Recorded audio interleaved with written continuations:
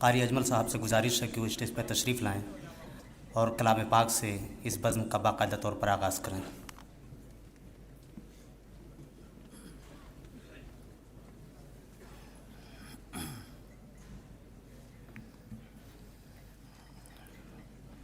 أعوذ بالله من الشيطان الرجيم بسم الله الرحمن الرحيم يا أيها الذين آمنوا لا تكونوا كالذين آذوا موسى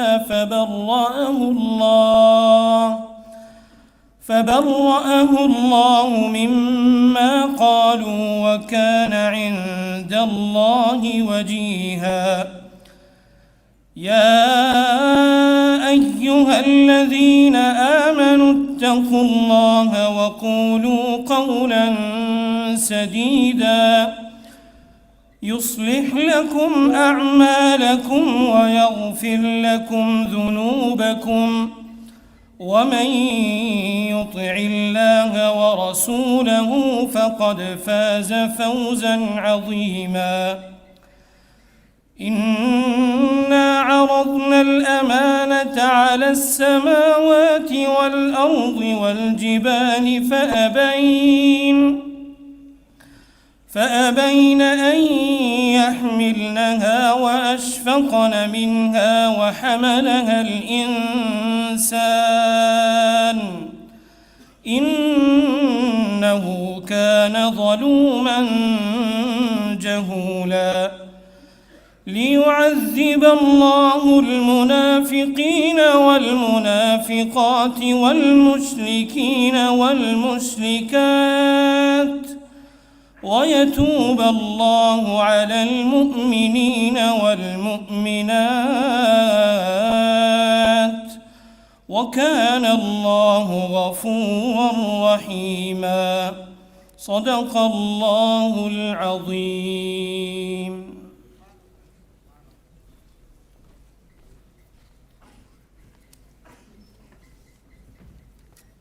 coordinator professor F S Sherani صاحب، اساتذہ کرام، علاقائی شخصیات، طلباء و طالبات، السلام علیکم۔ زندگی دی ہے تو جینے کا ہنر بھی دینا، پاؤں بخشے ہیں تو توفیق سفر بھی دینا، گفتگو تو نے سکھائی ہے کہ میں گونگا تھا، اب میں بولوں گا تو باتوں میں اثر بھی دینا۔ رشید احمد صدیقی نے کہا ہے کہ قلعہ معلیٰ کے فصیل سے جب مسلمانوں کے اقتدار کا پرچم سرنگوں ہو گیا اور مغلوں کے اقبال کا سورج نصف النہار پہ پہنچ کر چونچلا پہاڑی کے عقب میں غروب ہو گیا، تو سر سید نے مسلمانوں کے زخمی مستقبل کو سمیٹتے ہوئے قوم کو زوال سے نکال کر اوج ثریا تک لے جانے کے لیے علی گڑھ میں ایک نئے شاہجہان آباد کی بنیاد رکھی۔ وہ شاہجہان آباد جو علم و ادب کا گہوارہ ہے، جہاں تہذیب و ثقافت، تعلیم و سیاست اور دیگر عصری ضرورتوں کی تکمیل ہوتی ہے، جو ہمیں ملکی و غیر ملکی عصری ضروریات سے باور کراتا ہے۔ وہ شاہجہان آباد جو سر سید اور معاصرین سر سید کے خواب کو تعبیر کرنے کی راہیں ہموار کرتا ہے، اسی سلسلے کی ایک خوبصورت کڑی آج کا یہ پروگرام، جس کا موضوع عصر حاضر میں طلباء کی ذمہ داریاں، ہمیں علی گڑھ کی اسی روایت کی طرف لے جاتا ہے جس کا علامہ اقبال نے اپنی نظم سر سید کی لوح تربت میں بازبان سر سید علی گڑھ کے طلباء کو خطاب کرتے ہوئے کہا تھا کہ اس چمن کے نغمہ پیراؤں کی آزادی تو دیکھ، شہر جو اجڑا ہوا تھا اس کی آبادی تو دیکھ، فکر رہتی تھی مجھے جس کی وہ محفل ہے یہی، صبر و استقلال کی کھیتی کا حاصل ہے یہی، سنگ تربت ہے میرا گروید تقریر دیکھ، چشم باطن سے ذرا اس لوح کی تحریر دیکھ، دین ترک دنیا قوم کو اپنی نہ سکھلانا کہیں، وا نہ کرنا فرقہ بندی کے لیے اپنی زباں، چھپ کے ہے بیٹھا ہوا ہنگامے محشر یہاں، وصل کے اسباب پیدا ہوں تیری تحریر سے، دیکھ کوئی دل نہ دکھچائے تیری تقریر سے، تو اگر کوئی مدبر ہے تو سن میری صدا، ہے دلیری دست ارباب سیاست کا عصا کا شعور رکھنے والی شخصیت، جامعہ کے مختلف پروگرام میں نظامت کے فرائض بحسن خوبی انجام دیتے آ رہے ہیں، جن کے انداز میں ہوا کی سرسراہٹ بھی ہے، پانی کی روانی بھی ہے، پھولوں کی خوشبو بھی ہے۔ آپ سمجھ چکے ہوں گے میں chief medical officer doctor Shariq Aqeel سے مخاطب ہوں۔ سر آپ تشریف لائیے، خدا کے واسطے مہر سکوت توڑ بھی دے، خدا کے واسطے مہر سکوت توڑ بھی دے، تمام شہر تیری گفتگو کا پیاسا ہے۔ ڈاکٹر شارق عقیل صاحب خود باستقبالیہ کے لیے تشریف لا رہے ہیں۔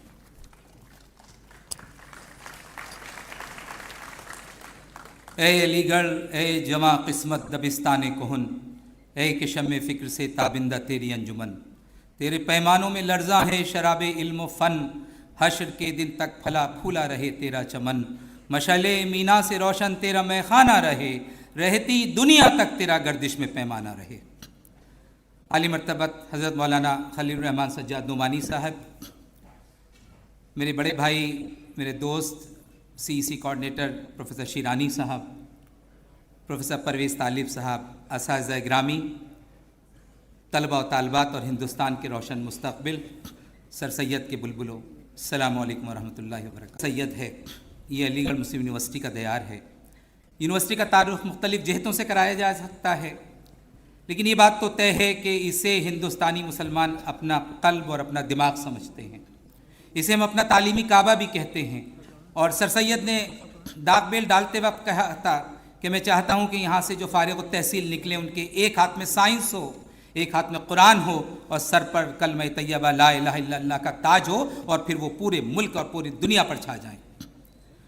آپ حضرات اپنی اس حیثیت سے بخوبی واقف ہیں، اور روز اولی سے علی گڑھ مسلم یونیورسٹی میں ارباب نے اور ہمارے ابتدائی اساتذہ نے اس کا اہتمام کیا کہ تعلیم کے ساتھ تربیت لازمی ہو، چونکہ تعلیم اور علم تو بڑے بڑے ایسے سائنسدانوں کو بھی رہا ہے جنہوں نے مہلک ہتھیار اختیار کیے ہیں، بنائے ہیں، لیکن تربیت اگر ہوتی تو پھر لوگ سر سید کے ساتھ حالی بنتے ہیں، پھر شبلی بنتے ہیں، پھر محسن الملک اور وقار الملک بن جاتے ہیں۔ آپ سب جانتے ہیں اس ادارے کے خمیر میں ایک ایسی چاشنی ہے، سر سید نے جس خلوص سے یہ پودا لگایا تھا، فضل الرحمان آتا ہے اور حسرت موہانی بن جاتا ہے، اسرار آتے ہیں اور مجاز لکھنوی بن جاتے ہیں، سلیمان داخلہ لیتے ہیں اور سید سلیمان ندوی بن جاتے ہیں، سینچا ہے اسے خون سے ہم تشنہ لبوں نے، تب جا کے اس انداز کا میخانہ بنا ہے۔ عزیزان گرامی، آپ حضرات انتہائی خوش نصیب ہیں، ہم سب انتہائی خوش نصیب ہیں کہ آج ہم ایک ایسے تاریخی موڑ پر کھڑے ہیں اور ایک ایسے تاریخی کینیڈی ہال میں موجود ہیں جہاں اس وقت کی ایک انتہائی اہم شخصیت، جن کی طرف ہزاروں نہیں، لاکھوں نہیں، کروڑوں ہندوستانی اور بیرونی باہر ہندوستان کے باہر جو لوگ ہیں بہت بڑی تمنائی نظروں سے دیکھتے ہیں، بہت احترام سے دیکھتے ہیں، اور آپ کے ایک حکم کا انتظار کرتے ہیں۔ حضرت مولانا خلیل الرحمن سجاد نعمانی صاحب کی شخصیت کسی تعارف کی محتاج نہیں۔ آپ کے والد گرامی حضرت مولانا منظور نعمانی صاحب کو بھی علی گڑھ سے بے پناہ عشق تھا۔ آپ کے بڑے بھائی حضرت مولانا بستوی، آپ کے بڑے بھائی، میں نام بھول رہا ہوں، معاف کیجیے گا، جی حضرت مولانا سنبھلی صاحب، اس خانوادے نے جو احسانات کیے ہیں، اس خانوادے کا جو تعلق علی گڑھ سے رہا ہے، نئے لوگوں کو شاید اس کا اندازہ نہیں ہوگا۔ مولانا سجاد نعمانی صاحب کہیں بھی رہتے ہیں لیکن ان کے دل میں آپ طلبہ بستے ہیں، اس لیے آپ ہندوستان کے روشن مستقبل ہیں۔ آپ کی طرف پوری دنیا دیکھتی ہے، آپ جو فیصلہ کرتے ہیں، آپ اس ادارے میں جو اپنا رویہ دکھاتے ہیں، آپ کا جو طرز عمل ہوتا ہے وہ پوری ہندوستانی مسلمانوں کی عکاسی کرتا ہے۔ آج ہم سب کے لیے انتہائی خوش نصیبی کی بات ہے، مولانا اس سے پہلے بھی بارہا تشریف لا چکے ہیں، ہم صرف یہ بتانا چاہتے ہیں جو ہمارے نئے طالب علم ہیں کہ علی گڑھ مسلم یونیورسٹی وہ دیار ہے جس نے اس ملک عظیم کو 2 بھارت رتن دیے ہیں، 2 ایسے سپوت سرحدی گاندھی خان عبدالغفار خان اور ڈاکٹر ذاکر حسین، جو یہاں کے طالب علم تھے، یہاں کے استاد تھے، وہ تو ہیں ہی، سب جانتے ہیں، مولانا محمد علی جوہر، شوکت علی، حسرت موہانی، رفیع احمد قدوئی، سیف الدین کچلو، چودھری خلیق الزماں، حافظ محمد ابراہیم، ڈاکٹر ذاکر حسین، شیخ محمد عبداللہ۔ مولانا کو جان کے خوشی ہوگی کہ کشمیر کے 6 وزراء اعلیٰ 6 چیف منسٹر آف کشمیر یہیں کے طالب علم آپ ہی کی طرح ہی نشستوں پہ بیٹھتے تھے. شیخ عبداللہ, جی ایم صادق, مفتی محمد سعید, میر قاسم, غلام محمد شاہ فاروق عبداللہ. میں صرف یہ بتانا چاہتا ہوں کہ یہ ادارہ صرف طالب علم نہیں پیدا کرتا بلکہ یہ رہنما پیدا کرتا ہے, یہ قائدین پیدا کرتا ہے.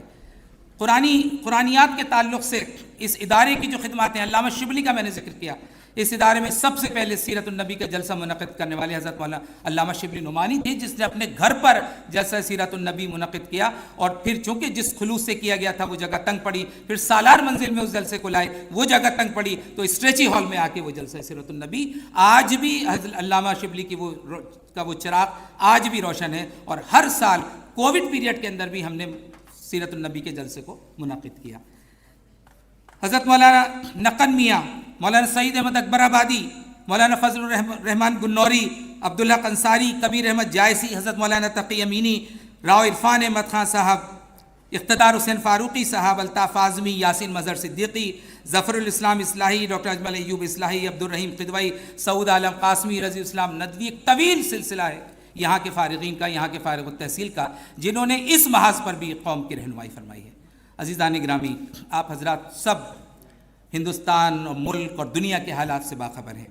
آج اس موڑ پر سب سے زیادہ ضرورت اس بات کی تھی کہ ہمیں کسی ایسے شخص سے, کسی ایسی برگزیدہ شخصیت سے رہنمائی حاصل ہو کہ ہمیں کیا کرنا ہے, آئندہ لاہ عمل کیا ہے.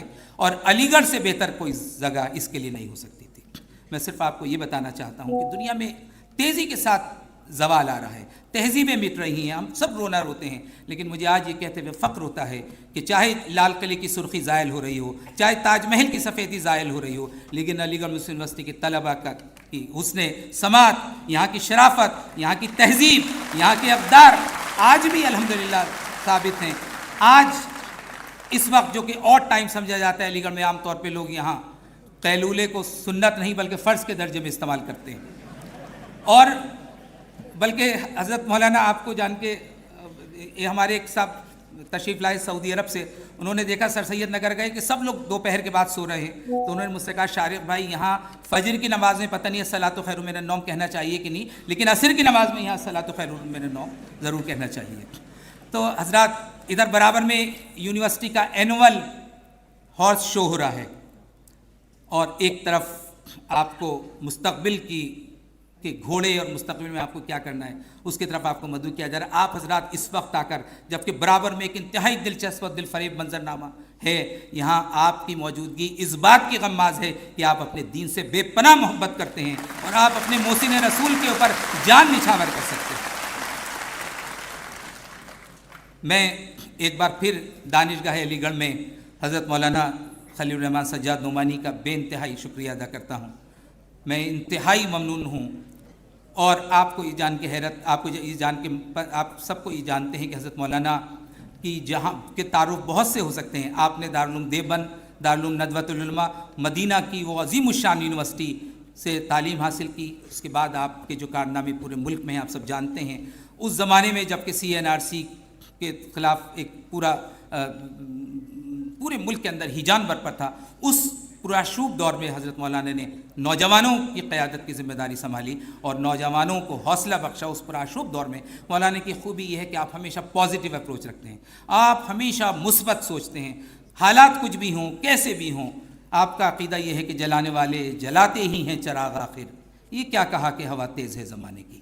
آئیے زمانے کی تیز ہوا میں اب ہم مولانا سے ان کے مواعظ حسنہ سنیں گے اور جانیں گے کہ اس وقت ہم جس دوراہے پہ بلکہ چوراہے پہ کھڑے ہیں, ہمارے لیے کون سا صراط مستقیم ہے, کون سا راستہ ہے جس پر ہماری امت سرخرو ہو سکتی ہے. میں اسی کے ساتھ اپنی گفتگو تمام کرتا ہوں. آپ تمام حضرات کی جانب سے آپ کے قلبی احساسات مجھے پتہ ہیں, آپ مولانا کو کس قدر چاہتے ہیں, جو آپ عشق کرتے ہیں, اس سب کو 4 مصروں میں سمیٹتے ہوئے میں رخصت ہوتا ہوں کہ چشم خوں ذلت اظہار کی محتاج نہیں, چشم خوں ذلت اظہار کی محتاج نہیں, یہ کہانی کسی کردار کی محتاج نہیں, تم نے ملکوں کی طرح لوگوں کے دل جیتے ہیں, یہ حکومت کسی تلوار کی محتاج نہیں.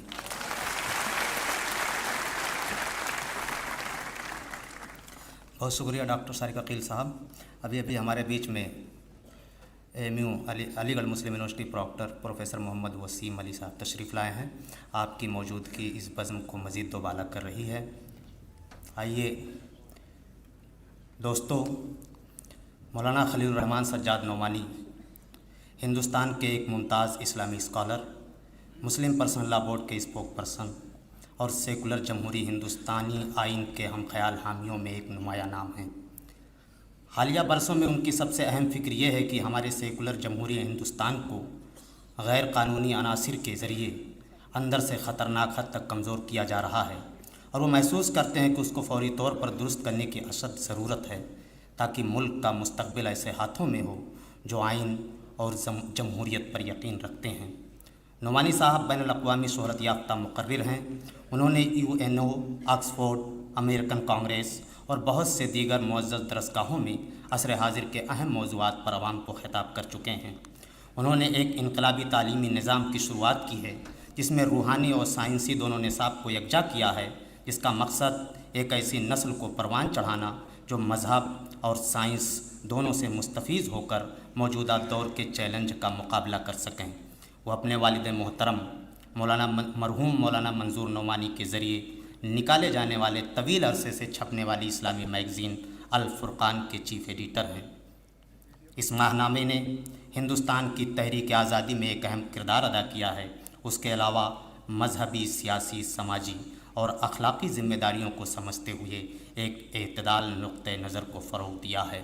اپنی صحت کے خرابی کے باوجود نعمانی صاحب ملک بھر میں سفر کر رہے ہیں، اپنے سامعین کو ملک کی بہتری کے لیے اپنی صلاحیتوں کو بروئے کار لانے کی ترغیب دے رہے ہیں تاکہ غریبوں، بے سہاروں، ناداروں اور بے شمار حالات سے پریشان مظلوموں کی مدد کر سکیں۔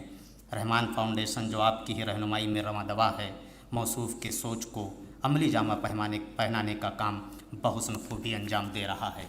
آئیے رخ کرتے ہیں اسی عظیم شخصیت کی جانب جو ایک پل میں لاکھوں کے مجمع کو سنجیدگی عطا کر دیتے ہیں، جن کی دلیلوں نے وقت کے چرب زبان سیاستدانوں کو لاجواب کر دیا، جن کی دانائی ایسی کہ بزم نادانی کو دانائے کامل عطا کر جائے، جو بزم طوفانی میں روشنی کا ایک منارہ دکھا جائے، جن کی تقاریر کی لذت ایسی کہ کوثر و تسنیم کا احساس دلا جائے۔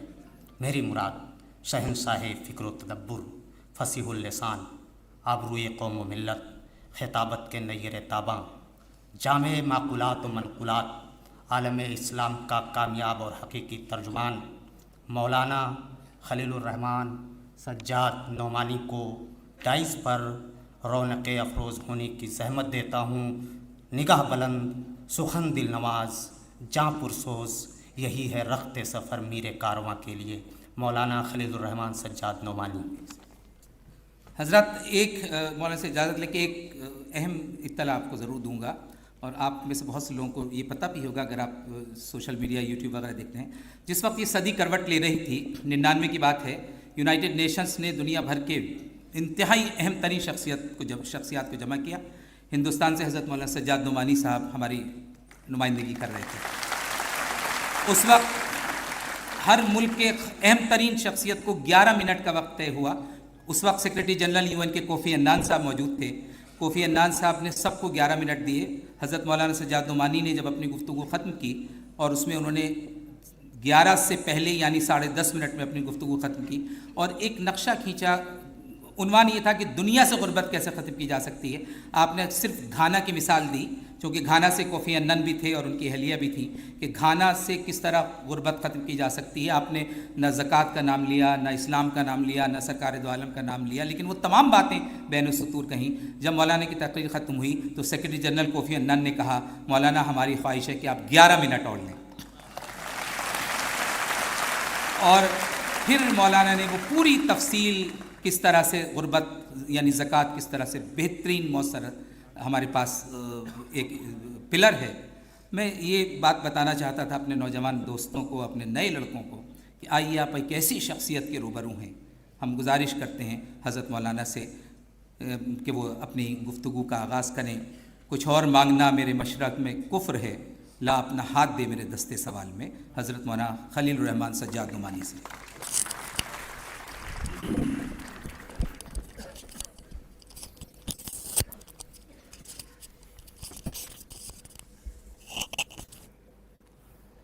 السلام علیکم ورحمۃ اللہ وبرکاتہ۔ کتنا وقت ہے؟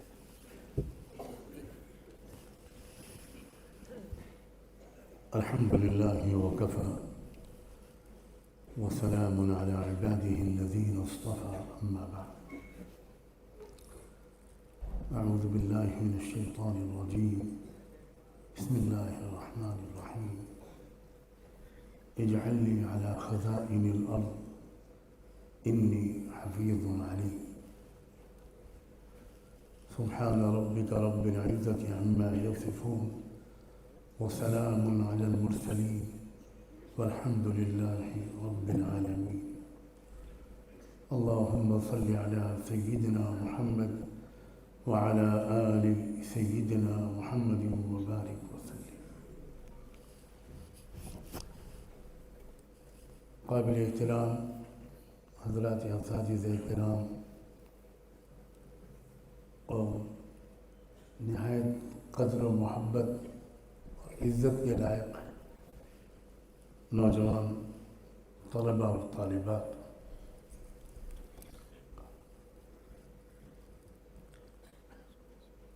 مجھے اور مجھ جیسوں کو، میرے پورے خاندان کو اور ملت کے تمام باخبر اور باشعور خواتین و حضرات کو علی گڑھ مسلم یونیورسٹی سے یہاں تربیت پانے والی نسلوں سے جو توقعات ہیں، میں اپنے لفظوں میں ان توقعات کا اظہار کرنے سے بہتر سمجھتا ہوں کہ عالم اسلام کے متفق علیہ اور عظیم ترین رہبر شیخ الہند حضرت مولانا محمود حسن رحمۃ اللہ علیہ نے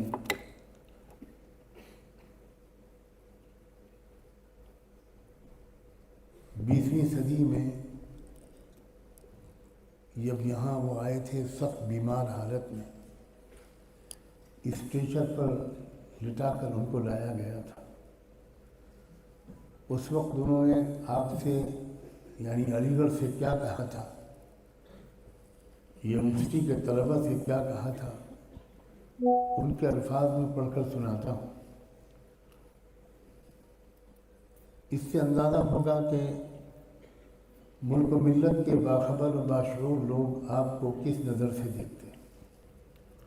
انہوں نے کہا تھا کہ میں نے اس پیرانہ سالی اور علالت و نقاہت کی حالت میں، جس کو آپ خود مشاہدہ فرما رہے ہیں، آپ کی دعوت پر اس لیے لبیک کہا کہ میں اپنی ایک گمشدہ متاع کو یہاں پانے کا امیدوار ہوں۔ غور کیجیے الفاظ پر، گمشدہ متاع کو یہاں پانے کا امیدوار ہوں۔ آگے کہا کہ بہت سے نیک بندے ہیں جن کے چہروں پر نماز کا نور کا نہیں بلکہ چند ناپاک ہستیوں کا اور ان کے سامان حرب و ضرب کا، حالانکہ ان کو تو سب سے زیادہ جاننا چاہیے تھا کہ خوف کھانے کے قابل اگر کوئی چیز ہے تو وہ خدا کا غضب اور اس کا قاہرانہ انتقام ہے، اور دنیا کے متاع قلیل خدا کی رحمتوں اور اس کے انعامات کے مقابلے میں کوئی حقیقت نہیں رکھتی۔ چنانچہ اسی قسم کے مضمون کی طرف اللہ نے اپنے کلام میں متعدد جگہ پر اشارات فرمائے ہیں۔ آگے چل کر انہوں نے کہا تھا، اور آج میں ان کی یہ بات آپ تک پہنچانے کی سعادت حاصل کر رہا ہوں اور آپ کو ان الفاظ کا مستحق محسوس کرتا ہوں۔ انہوں نے کہا تھا کہ اے نونہالان وطن، جب میں نے دیکھا کہ میرے اس درد کے غمخوار جس سے میری ہڈیاں پگھلی جا رہی ہیں مدرسوں اور خانقاہوں میں کم اور اسکولوں اور کالجوں میں زیادہ ہیں، تو میں نے اور میرے چند مخلص احباب نے ایک قدم علی گڑھ کی طرف بڑھایا۔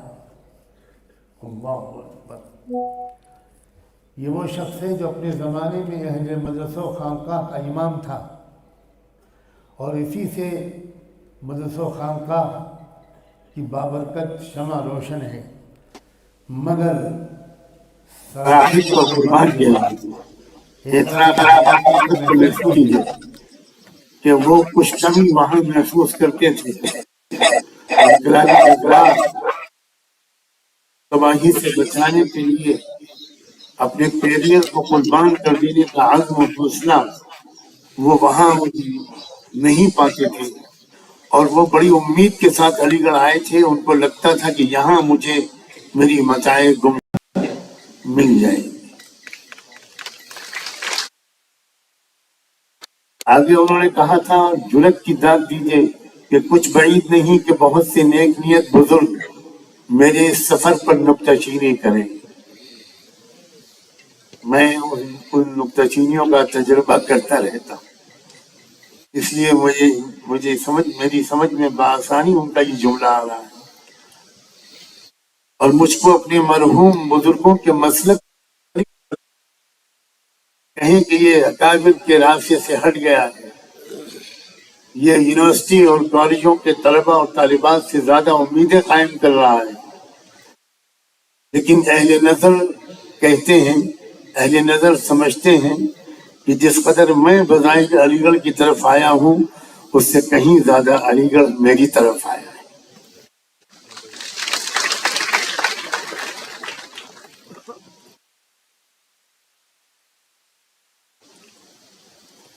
एक बात उन्होंने उस खुतबे में बहुत साफ कही थी कि मेरे अकाबिर सलफ ने किसी वक्त भी किसी अजनबी जुबान के सीखने या दूसरी कौम के उलूम व फनून हासिल करने पर कुफ्र का फतवा नहीं दिया।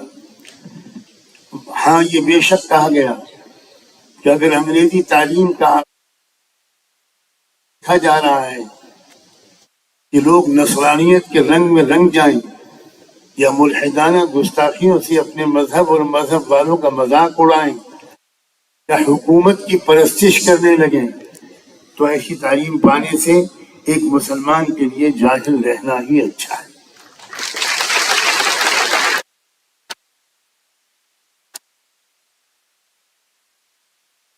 आगे उन्होंने फरमाया था कि अब अजरा नवाजिश आप ही इंसाफ कीजिए, तालीम से रोकना था या उसके असर बस से, तालीम से रोकना था या उसके साइड इफेक्ट से, उसके असर बस से। और क्या ये वही बात नहीं जिसको आज मिस्टर गांधी, ये जहन में रखिएगा, मिस्टर गांधी को महात्मा गांधी बनाने वाले मोहम्मद अली जौहर और शौकत अली थे, वरना उससे पहले इंडिया में किसको एक शख्स भी गांधी जी को महात्मा के नाम से याद नहीं करता था। ये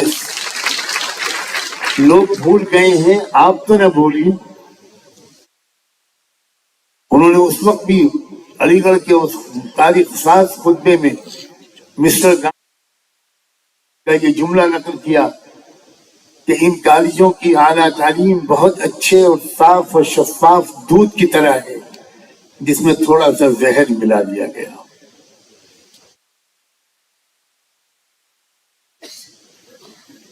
आगे चलकर फरमाया, ये बातें जो कुछ मुझे अपने लफ्जों में कहनी थी, मैं अल्लाह जाने रात से किन हालात में हूँ, और आज रात मुझे ख्वाब में अल्लाह ने क्या क्या दिखाया। उसके बाद मैंने इसका फोटो स्टेट निकलवाया और तय किया कि आज शेखुल हिंद की रूह को आपके सामने मुखातिब बनाऊंगा और उन्हीं के जरिए से कुछ पैगाम दूंगा, क्योंकि आप उसके अहल हैं इंशाअल्लाह।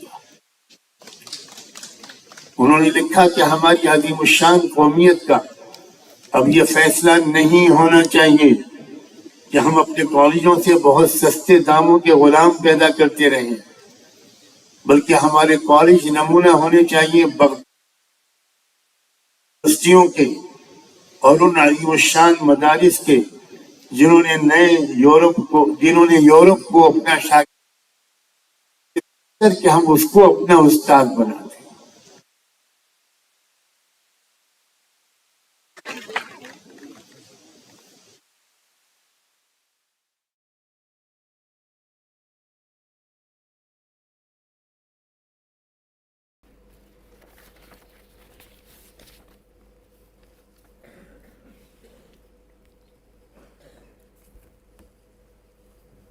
आज का जो मौजू मुझे दिया गया मकसद, तलबा का मकसद, उनकी जिम्मेदारी। मैं एक रोल मॉडल को आपके सामने रखता हूँ जिसे कुरान ने एक रोल मॉडल के तौर पर पेश किया है, और काश कि हमारे तलबा और तालिबात, हमारा यूथ उनको अपना रोल मॉडल बना ले और इन जैसों को अपना रोल मॉडल बना ले। निहायत अफसोस की बात है कि हमारी नाक़िस मालूमात, हमारी गलत ताबीरात की वजह से अंबिया अलैहिमुस्सलाम को रोल मॉडल बनाने का फ़ैसला करने वाले नौजवान बहुत कम नज़र आते, और उसकी जिम्मेदारी मैं नौजवानों पर नहीं डालता। नबियों का तारुफ जिस तरह कराया जा रहा है, उसकी वजह से तलबा उनका एहतराम तो करते हैं, दुरुस्त भेजते हैं, लेकिन उनको रोल मॉडल बनाने के लायक नहीं समझ पाते। इस शायद नबियों की शख्सियत और तालीमात का कोई एक आध पहलू हाईलाइट किया जा रहा है, उनके वो पहलू जिसकी वजह से उन्होंने अपने ज़माने में इनकलाब बर्पा किया, मजलूमों को इंसाफ दिलवाया, कमज़ोरों को दिलवाए, ना बराबरी को ख़त्म करके मुसावात और बराबरी का पर मबनी एक मुआशरती निज़ाम कायम किया, माशी निज़ाम में अदल, माशरती निज़ाम में अदल, सियासी निज़ाम में अदल, और जो हम जहती तब्दीली हर नबी ने अपने दौर में पेश की, कोशिश की और कामयाब हुए, तो हमारे नौजवानों के सामने इस तरह पर शायद नहीं बयान हो पा रहा कि वो नौजवान उनको अपना क्रिकेटर को रोल मॉडल बनाता है, एक्टर को बनाता है, कोई किसी पॉलिटिकल। मेरे दिल में सबका एहतराम है, इन सब के अंदर कुछ टैलेंट है, तभी इनको ये शोहरत और इज्जत मिली, इन्होंने मेहनत की है तब इनको वो मुकाम मिला। लेकिन नबियों से बढ़कर मेरे अजीज तलबा और तालिबात रोल मॉडल कोई नहीं है। एक रोल मॉडल मैं आपके सामने पेश करता हूं, अलैहिस्सलाम।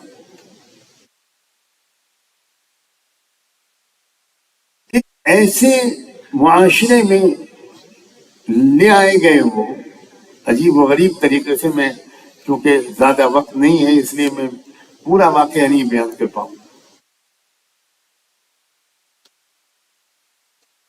जहां वो अकेले थे, मुल्क अजनबी, कौम अजनबी, बल्कि दुश्मन कौम। शायद बहुत कम लोगों को ये बात याद होगी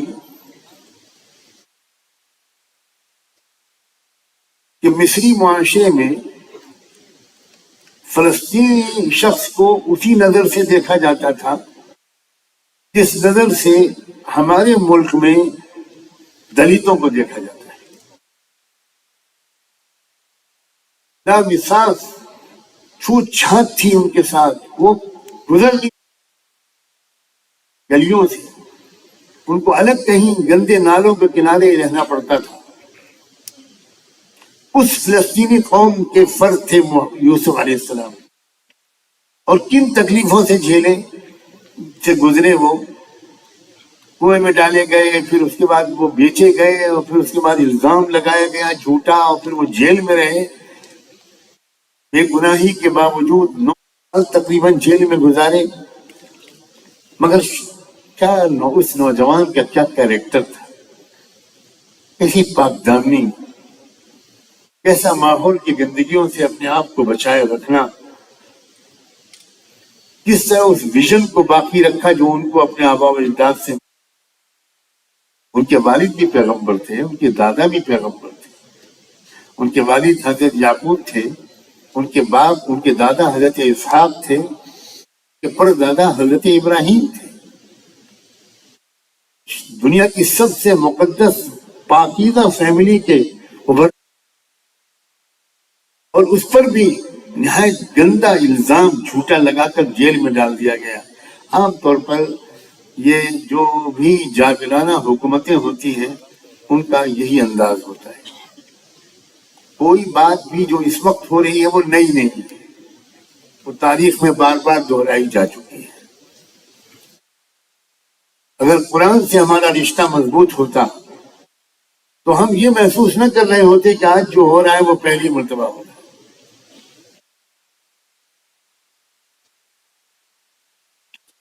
بہت بڑی کمی ہمارے نظام تعلیم میں قرآن سے رشتہ ٹوٹ گیا. اور قرآن سے جن لوگوں کا بظاہر رشتہ قائم ہے وہ زمانے کے حالات سے واقف نہیں ہے، اور جو زمانے کے حالات سے واقف ہیں وہ قرآن کا رشتہ ٹوٹ چکا ہے. یہ ادھورا پن ہے. کہنے والے نے کہا تھا اور آپ بڑے فخر سے دہراتے ہیں، اور واقعی یہ جملہ فخر سے دہرانے کے لائق ہے کہ ایک ہاتھ میں سائنس اور دوسرے ہاتھ میں قرآن. لیکن مجھے بتائیے کہ کتنوں کے ہاتھ میں قرآن ہے؟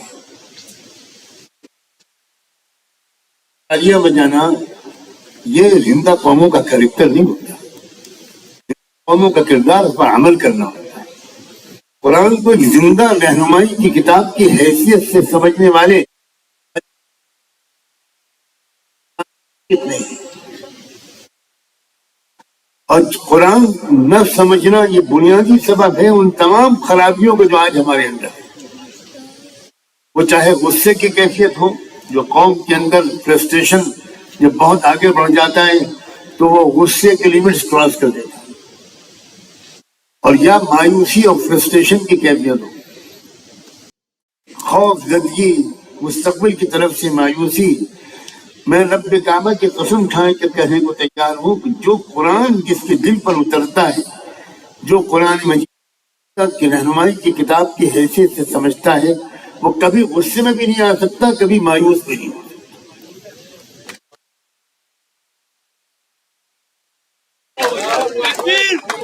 میری آپ سب مستقبل، اپنے ملک کے مستقبل جہاں بیٹھا ہے، میں آپ سے گزارش کرتا ہوں کچھ چیزیں آپ قرآن سے زندہ تعلق کو بڑھا لیجئے. 2-3 آیتیں روزانہ سمجھ کر پڑھنے کی کوشش کیجئے. صرف 3-4 آیتیں غور کیجئے، چند منٹ اس کے اوپر، اور ہاتھ اٹھا کر اللہ سے دعا کیجئے، اللہ اس کتاب کا نور میرے دل میں اتار دیجئے.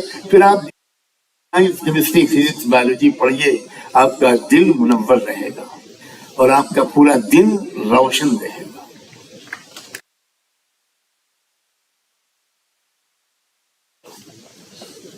جیل کے زمانے میں 2 قیدیوں نے خواب دیکھا اور خواب کی تعبیر بتائی. وہ 2 قیدی جو تھے وہ رائل پیلس کے ملازمین تھے جو کچن انچارج تھے. ایک شخص تھا جو ہیڈ کک تھا، اور ایک تھا جو ڈرنک سرو کرتا تھا مصر کے بادشاہ کو. اور دونوں قتل کے الزام میں سزائے موت بھگت رہے تھے. ان کے انتظار میں مقدمہ چل رہا تھا آخری عدالت میں. یوسف علیہ السلام نے دونوں کے خوابوں کی تعبیر بتائی کہ تم میں سے ایک پر جرم ثابت ہو جائے گا اور اس کو سزائے موت دی جائے گی، اور ایک پر جرم ثابت نہیں ہو پائے گا اور وہ رہا ہو جائے گا اور واپس وہ اپنی ڈیوٹی جوائن کرے گا. ایسے ہی ہوا. رہا ہونے والے قیدی جب جانے لگا تو یوسف علیہ السلام نے اس سے کہا کہ دیکھو تم بادشاہ کے سامنے میرا تذکرہ کرنا، اذکرنی عند ربک. اللہ کا ایک نظام تھا، بھول گیا، وہ اپنی زندگی میں مشہور ہو گیا.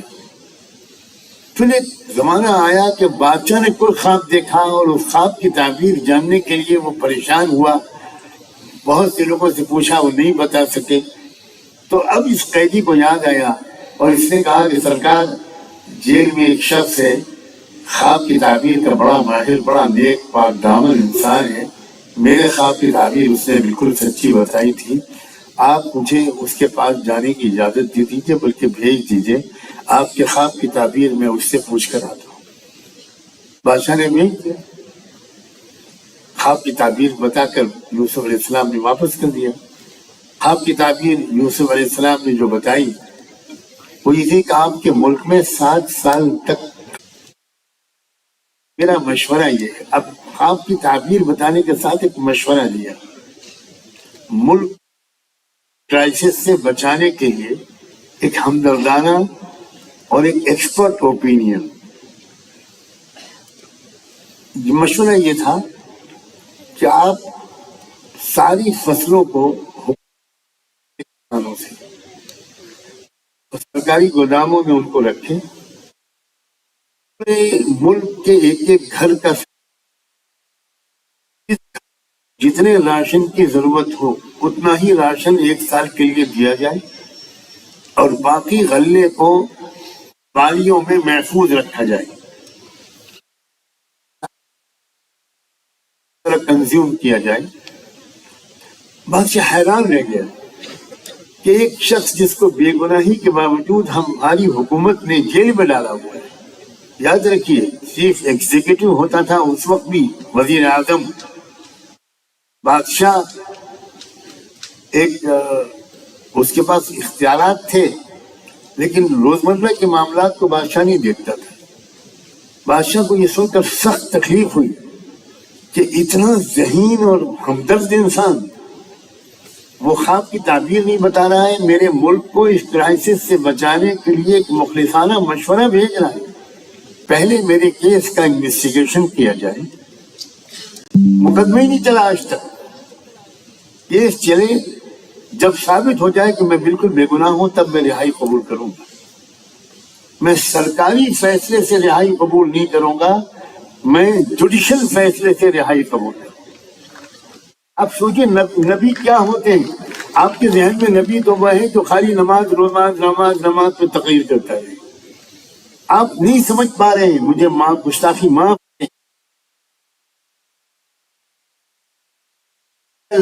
سائنٹیفک اپروچ رکھنے والی کوئی آسمان کے نیچے کبھی پیدا نہیں۔ اور پھر سید الانبیاء محمد مصطفیٰ احمد مجتبیٰ صلی اللہ، ہم سب کی عزتیں ان کے قدموں پر قربان، ان کی رہنمائی، وہ تھے کہ جو سارے نبیوں کو الگ الگ کمالات دیے گئے تھے، اضافے کے کمالات اللہ نے اپنے اس محبوب کو دے دیے تھے۔ عیسیٰ یا دے بیضا داری آنچ خوباں ہم دارن،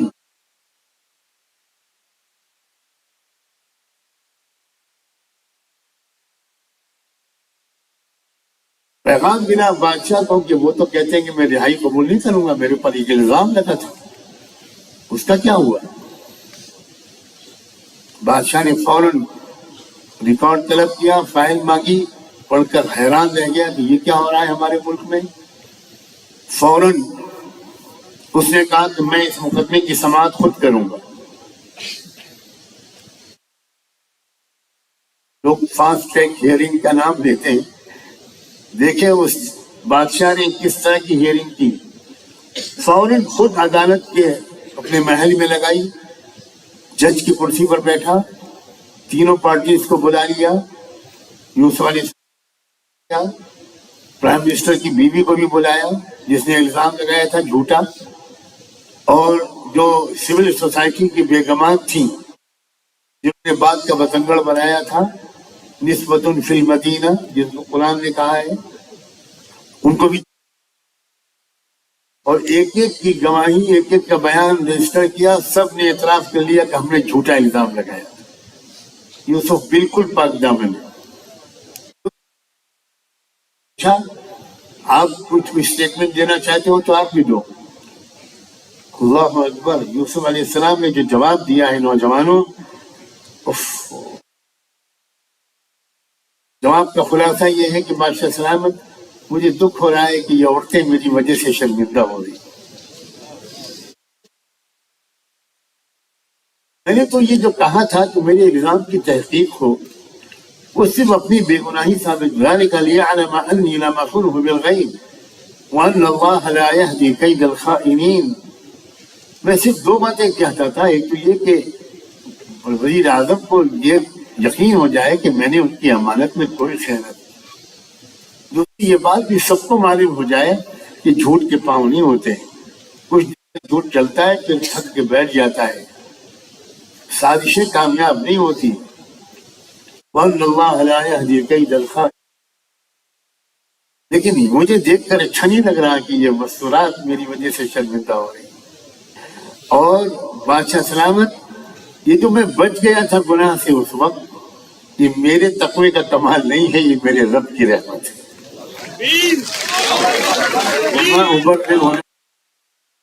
یہ ہے اصلی دینداری۔ اگر انسان اپنے کو خود پاک دامن اور اپنا بڑا قصیدہ پڑھنے لگے تو یہ تو ابلیس کے راستے پر چل رہا ہے، چاہے وہ طواف کر رہا ہو، چاہے عمرہ اور حج کر رہا ہو۔ یوسف علیہ السلام نے کہا وما ابرئ نفسی، میں اپنے کو بے گناہ نہیں کہتا، الا ما رحم ربی، میرے رب نے مجھے بچا لیا۔ بس اس وقت بادشاہ سلامت نے فیصلہ کیا، عدالت برخاست ہوئی۔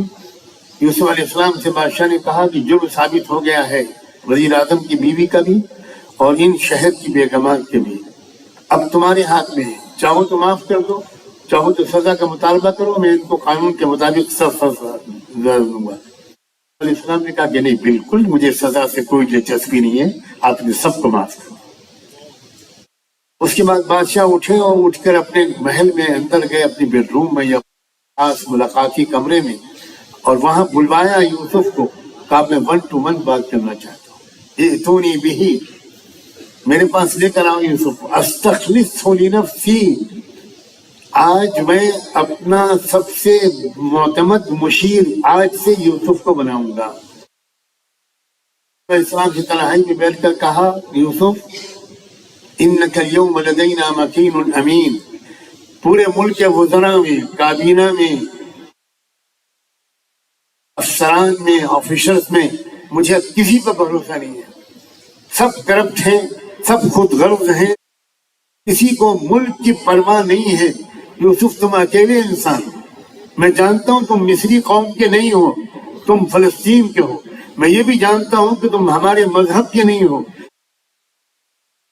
یہ بھی جانتا ہوں کہ میری قوم کو دشمنی ہے تمہاری قوم سے، لیکن میں اپنے ملک کا بھلا چاہتا ہوں اور میرے ملک کو بچانے کی صلاحیت رکھنے والا کوئی تمہارے سوا نہیں ہے۔ آج میرے ملک کا اقتدار تمہارے حوالے کرتا ہوں، سکہ صرف میرا چلے گا، نام میرا رہے گا، پاور، ایبسولوٹ پاور تم کو میں آج ڈیلیکیٹ ہوں۔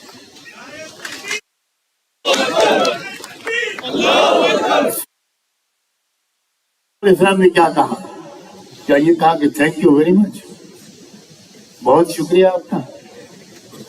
نہیں، انہوں نے کہا اجعلنی علی خزائن الارض۔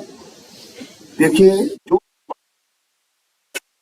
شدید چیلنج کا، کرائسس کا شکار ہے وہ ہے فوڈ کا مسئلہ۔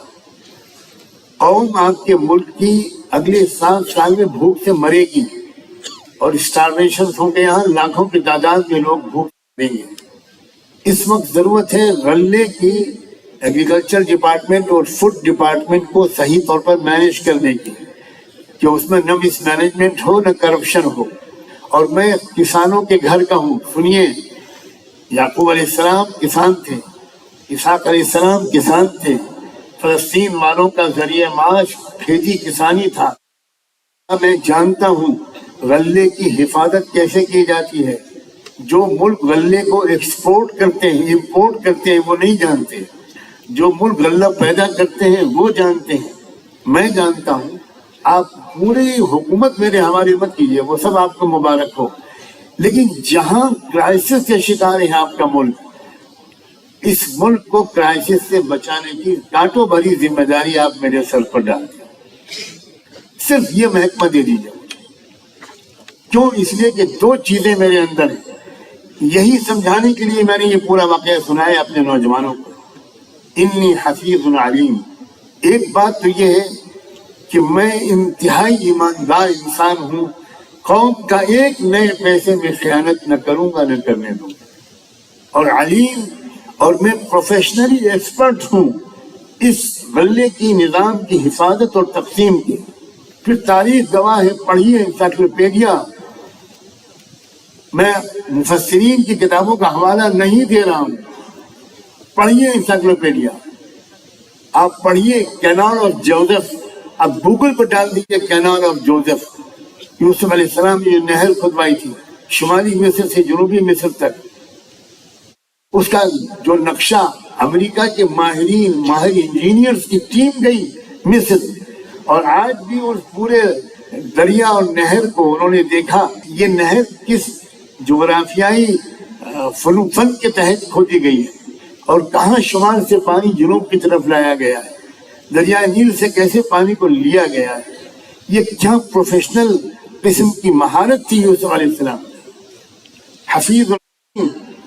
بس نوجوانوں، میں اب واقعے کو یہیں پہ ختم کرتا ہوں، یہ کہتا ہوں واقعے کو واقعے کی روشنی میں نوجوانوں ہمارے ملک میں ضرورت کرپشن سے کراہ رہا ہے، جو آ رہا ہے وہ لوٹ مار ہی کر رہا ہے، وہ لوٹ مار کو روکنے کے نعرے پر آتا ہے اور اس کے بعد اتنی لوٹ مار کرتا ہے کہ پچھلی لوٹ مار کرنے والے یاد آنے لگتا ہے۔ حضرت مولانا ابو الحسن علی ندوی فرمایا کرتے تھے کہ آج کل کی ڈیموکریٹک سسٹم میں اپوزیشن پارٹیز یہ نہیں چاہتی کہ برائیاں نہ ہوں، صرف یہ چاہتی ہے کہ برائیاں کبھی کبھی ہماری نگرانی میں بھی ہوا ہے۔ اپوزیشن پارٹیز کا صرف ایک ہی خیال ہوتا ہے کہ بھئی 10 سال ہو گئے، اب آپ کے خزانے بھر گئے، ہمارے جیبیں خالی ہو گئی، اب بھگوان کے لیے ہم کو موقع دیں، ہمارے بچے بھوکے مر جائیں گے، کیا کریں، ہم کو بھی بھیجنا ہے ہارورڈ اور اسٹینفورڈ اپنے بچوں کو، تھوڑا ہمیں کمانے کا موقع دے دیجیے، اور پھر کچھ انڈرسٹینڈنگ ہو بھی جاتی ہے تو رزلٹ بدل جاتے ہیں۔ بہت ترقی یافتہ ہے ہمارا ملک۔ میں کس زبان میں آپ سے کہوں کہ آپ کے دل میں یہ بات اتر جائے؟ علی گڑھ مسلم یونیورسٹی کے نوجوان طلباء اور طالبات، اس یونیورسٹی کے طلباء اور طالبات طے کریں کہ مجھ کو صرف اپنے کیریئر کے لیے نہیں پڑھنا، مجھ کو اپنے ملک کے لیے پڑھنا ہے،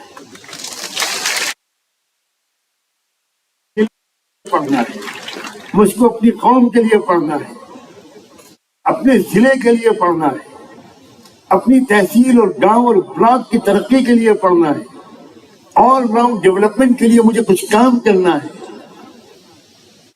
کیسے دیکھ پا رہے ہیں علی گڑھ کے نوجوان کہ کسان اپنی بنیادی حقوق کے لیے بار بار آندولن کر رہے ہیں؟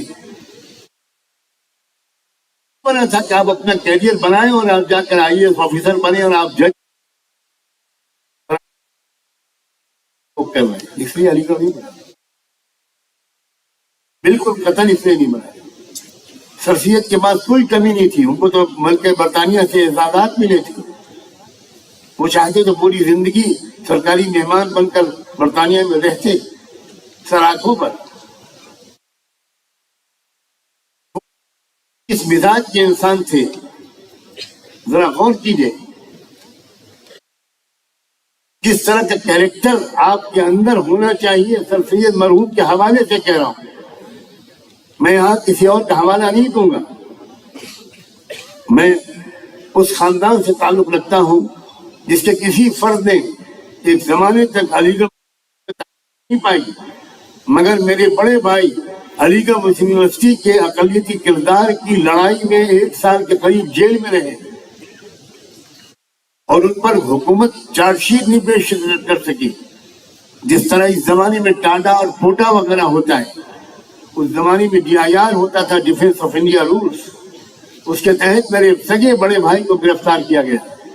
جب انہوں نے الہلال اور البلاغ کی یاد تازہ کرنے نظام ملت کا ایک اسپیشل ایشو نکالنے کا اعلان کیا، علی گڑھ مسلم یونیورسٹی صرف نمبر نکالنے کا اعلان کیا کہ حکومت کے ایوانوں میں زلزلہ آ گیا، اور انتھک کوشش کی ایجنسیز نے کہ چھپنے سے پہلے اس نمبر کے اندر کیا مضمون آ رہے ہیں وہ مل جائیں، جبکہ وہ مضمون زیادہ تر غیر مسلم رائٹرز کے لکھے ہوئے تھے، سپریم کورٹ کے ریٹائرڈ ججز اور سٹنگ ججز یا پریکٹیشنرز کے، لائرز کے مضمون تھے، جس میں ثابت کیا گیا تھا کہ علی گڑھ یونیورسٹی کا جو اقلیتی کردار ہے یہ انڈیا، اس کو ختم کرنا انڈیا کے دستور کی خلاف ورزی ہے، اس قرار نامے کی خلاف ورزی ہے جس کے تحت علی گڑھ کو مخصوص مقام دیا گیا تھا۔ اخبار ابھی چھپا بھی نہیں تھا، میں اس رشتے کو بیان کر رہا ہوں جو ہمارے خاندان کے بچے کے اندر روئے روئے میں، خون کے ایک قطرے میں علی گڑھ سے جو محبت ہے، ہم نے براہ راست اولڈ بوائے ہونے کا شرف حاصل نہیں کیا۔ ایک امتحان تو میں نے ضرور یہاں آ کر دیا، ہائی اسکول انگلش اونلی کا۔ ہمارے بھائی صاحب کی یہ عزیمت تھی کہ انہوں نے راتوں رات وہ نمبر چھپوا کر، اور ہم اپنی اہلیہ میری بھابھی کو کہا رکشے پہ بیٹھو، اور سامان سفر کی طرح وہ نمبر کے ایشوز کو تانگے پر رکشے پر لادا، اور اس سے یہ کہا کہ تم ایسے جاؤ کہ جیسے تم کہیں سفر پر جا رہی ہو، اور اس طرح وہ ریلوے اسٹیشن پر پہنچایا رات کے اندر، اور وہاں وہ پارسل کیا گیا۔ تو وہ رسالہ یا اخبار جس کو گورنمنٹ بین کرنا چاہتی تھی وہ تو ملک میں پہنچ گیا، اور صبح کو ہمارے بھائی صاحب اور 2 آفس کے سینئر اسٹاف کے لوگ گرفتار کر لیے گئے۔ 1 سال کے قریب گرفتار رہے۔ ہائی کورٹ کے جج نے، بینچ نے یہ کہا کہ ہماری صاحب جب وہ نہیں آ رہی آپ کی چارج شیٹ تو آپ ایک جملہ لکھ دیجئے کہ ہم معافی مانگتے ہیں۔ تو میرے بڑے بھائی نے کہا تھا جج صاحب عدالت کا احترام کرتا ہوں اس لیے احتجاج نہیں کرتا، آئندہ میرے خاندان کے کسی بچے کے سامنے یہ جملہ نہ بولیے گا کہ معافی مانگ۔ ہم اس ملک کو آزاد کرانے میں ہمارے خاندان کے بزرگوں نے قربانیاں دی ہیں۔ خلافت تحریک سے لے کر آزادی کی تحریک تک ہمارے خاندان کے بزرگوں نے قربانیاں دی ہیں، اور ہم وہ لوگ ہیں کہ جنہوں نے اس ملک کے دستور کی ترتیب میں پردے کے پیچھے رہ کر مدد کی۔ آج میں پہلی بار یہ راز بات کر رہا ہوں۔ عام طور پر لوگوں کی زبانوں پر ہے کہ بابا صاحب بھیم راؤ امبیڈکر کا سنویدھان، ہمیں اعتراف ہے کہ ڈرافٹنگ کمیٹی کے چیئرمین تھے بابا صاحب ڈاکٹر امبیڈکر، اور بہت ماہر تھے، بہت بڑے اسکالر تھے، بہت عظیم لائر تھے، کوئی شک نہیں۔ لیکن کانسٹیٹیوشن اسمبلی میں تو کئی سو ممبران تھے، ان سب کا زبردست کنٹریبیوشن تھا کانسٹیٹیوشن کی ڈرافٹنگ میں۔ میں آپ نوجوانوں سے، ریسرچ اسکالر سے یہ گزارش کروں گا کہ کبھی آپ کانسٹیٹیوشن اسمبلی کی جو والیومز میں بحثیں لکھی ہوئی چھپی ہوئی ہیں ان کو پڑھیے۔ میں نے دلی میں 15 قیام کر کے پارلیمنٹ ہاؤس کی لائبریری میں بیٹھ کر اس کانسٹیٹیوشن اسمبلی کی پوری رودات پڑھی۔ اس سے پتہ چلا کہ اس دستور کے، اس کردار کے بنانے میں 3 شخصیتوں کا سب سے بڑا ہاتھ تھا، پنڈت جواہر لال نہرو اور مولانا حفیظ الرحمان سیوہاروی اور مولانا حسرت موہانی۔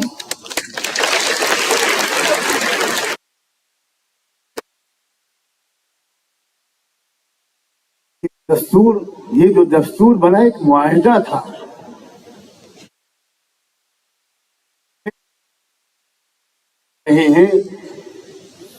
ایک معاہدے کے تحت یہاں ہر ایک کو اپنی کلچر، اپنی تہذیب، اپنے مذہب، اپنے عقیدے کے مطابق جینے کی، اس کو تبلیغ کرنے کی، اس کا تشہیر کرنے کی، اور اس کے مطابق تعلیمی ادارے قائم کرنے کی پوری آزادی ہوگی۔ اور ہمیں کسی بھی طرح کی مایوسی مستقبل کے بارے میں نہیں ہونی چاہیے، بلکہ میں تو خوشخبری سناتا ہوں کہ گئے دن کے تنہا تھا انجمن میں میں۔ اب اس ملک میں ظالموں کی تعداد کم ہے، مظلوموں کی تعداد زیادہ ہے۔ آپ نوجوانوں کو کرنا یہ چاہیے کہ آپ آئیڈینٹیفائی کریں کہ اس ملک میں کون کون سی سماجی اکائیاں وہ ہیں جو مظلوم ہیں، جو ظلم و ستم کا شکار ہیں۔ ہم اکیلے مظلوم ہیں، اس کو بھی بڑا دخل ہے ہمارے اندر مایوسی اور خوف جیسے منفی احساسات کے پیدا ہونے میں۔ اس ملک کے کرسچنز بھی مظلوم ہیں۔ منی پور میں جو کچھ ہوا ہے وہ اب کوئی بہت پرانی بات نہیں ہے۔ میں ابھی پچھلے مہینے منی پور کے دورے پر گیا تھا۔ میں آپ کو کیا بتاؤں کہ وہاں کیا کیا چیزیں میرے سامنے آئیں، کیا گفتگویں میری رہیں چرچ کے لوگوں سے۔ صاف صاف اعتراف کیا چرچ کے لوگوں نے کہ ہم بہت بڑی غلط فہمی میں تھے۔ میں نے ان کو بتایا کہ میرے بھی great bishop of Bombay, cardinal of Chennai, ان لوگوں سے میری 10-15 سال سے گفتگو چل رہی ہے، اور میں بار بار میٹنگوں میں ان سے کہتا رہا ہوں کہ یو آر ایبسولوٹلی رانگ، آپ سمجھ نہیں پا رہے کہ یہ ملک کدھر جا رہا ہے، آپ سمجھ رہے ہیں کہ آپ کو کوئی نقصان آج نہیں تو کل آپ کی باری آئے گی۔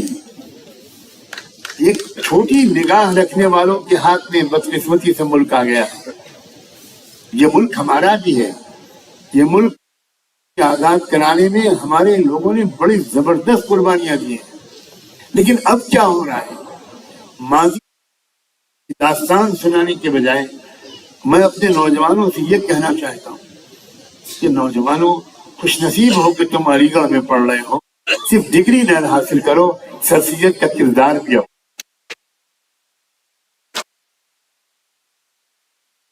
اخلاق، سر سید کے عزائم، سر سید کے جذبات، حالات کو ریڈ کرنے کا سر سید کا انداز، پازیٹیو اپروچ تھی، اس میں کوئی مصالحت، کوئی سرنڈر نہیں تھا، بلکہ وہ ایک ریئلسٹک پریگمیٹک اپروچ تھی، جس کے ذریعے سے وہ اپنی قوم کے لیے ایک موقع دلانا چاہتے تھے، اس سے پہلے کہ قوم کا میسیکر ہو اور قوم بری طرح کچلی جائے، قوم اپنی پیروں پر کھڑی ہو۔ اور ان کا احساس تھا اس بات کا کہ کچھ میرے پاس ہے اور کچھ مجھے کہیں اور سے لینا پڑے گا۔ اس معاملے میں وہ بخیل نہیں تھے، ان کے اندر یہ غرور و تکبر اور یہ کمپلیکس نہیں تھا کہ علی گڑھ کو کہیں اور سے کچھ سیکھنے کی ضرورت نہیں ہے اور سر سید کو کسی اور شخصیت کے اعتراف کی کوئی ضرورت نہیں ہے۔ یہ دونوں جملے میں نے بہت اہم کہے، علی گڑھ کو کہیں اور سے کچھ لینے کی ضرورت نہیں اور سر سید کو کسی اور سے کچھ سیکھنے کی ضرورت نہیں۔ ان دونوں غلط فہمیوں سے پاک دل و دماغ بالکل صاف تھا، بالکل محفوظ تھا۔ میں آپ کو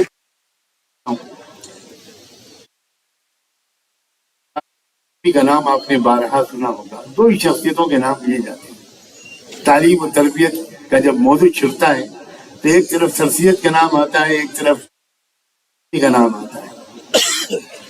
حضرت مولانا قاسم نانوتوی جو دارالعلوم دیوبند کے بانی تھے، ان کی وفات پر سر سید مرحوم نے علی گڑھ انسٹیٹیوٹ گزٹ کی اشاعت 24 اپریل سن 1880 میں ایک مضمون لکھا تھا، تقریباً 200 سال ہونے والے، 200 سال۔ اس میں لکھتے ہیں، کسی ایسے شخص کا اپنے کسی ایسے معاصر کے بارے میں اظہار رائے کرنا اس شخص کے عقائد و افکار اور رجحانات سے شدید اختلاف رکھتا ہوں۔ غور کیجیے، حضرت نانوتوی کو سر سید مرحوم کے کچھ افکار و خیالات سے شدید اختلاف تھا۔ خلاف حیثیت کا حامل ہو سکتا ہے۔ حضرت نانوتوی، حضرت سر سید نے اپنے ایک دوست کو خط میں لکھا تھا، اگر جناب مولوی محمد قاسم تشریف لاوے تو میری سعادت ہے، میں ان کی کفش برداری کو اپنا فخر سمجھوں گا۔ یہ ہے علی گڑھ اس شخص کے بارے میں کہہ رہے ہیں جن کے درمیان، ان کے درمیان کچھ فکری اختلاف تھا۔ ہمارا انداز کیا ہے، یعنی کسی ایک پہلو سے ہم کو اتفاق نہیں ہوتا تو ہم اس کی پوری شخصیت کو ڈسٹ بن میں پھینک دیتے ہیں۔ یہ بہت غلط راستہ ہے، اور کسی کی شخصیت کے کچھ پہلوؤں کی ہمارے دل میں قدر ہوتی ہے تو ہم اس کو نبی معصوم بنا دیتے ہیں۔ یہ دونوں طرف کا جو رویہ ہے، رائٹسٹ اور لیفٹسٹ، شرافت کا رویہ دونوں کے درمیان کا ہے۔ ہو سکتا ہے آپ کو میرے کچھ خیالات سے اتفاق نہ ہو، اور بالکل ہو سکتا ہے کہ مجھے آپ کے کچھ خیالات سے اتفاق نہ ہو، لیکن ان دو ایک خیالات سے چھوڑ کر باقی کتنی خوبیاں آپ کے اندر ہیں سے محروم کر رہا ہوں۔ یہ سیکھنے کی ضرورت ہے نوجوانوں۔ حضرت نانوتوی کیا لکھتے ہیں؟ ہاں، اس میں کچھ شک نہیں کہ سید صاحب کی اولو العزمی اور دردمندی اہل اسلام کا میں معتقد ہوں۔ اب سنیے، حضرت نانوتوی کو اختلاف ہے سر سید سے، لیکن کہہ رہے کہ میں ان کی دردمندی کا اور ان کی اولو العزمی کا 2 لفظ بولے میں معتقد ہوں، اور اس وجہ سے ان کی نسبت اظہار محبت کروں تو بجا ہے۔ حضرت نانوتوی کی وفات کے بعد سر سید مرحوم نے جو مضمون لکھا تھا جس کا میں نے ابھی ذکر کیا، 1880 کو جو انتقال ہوا تھا، اس مضمون میں لکھتے ہیں وہ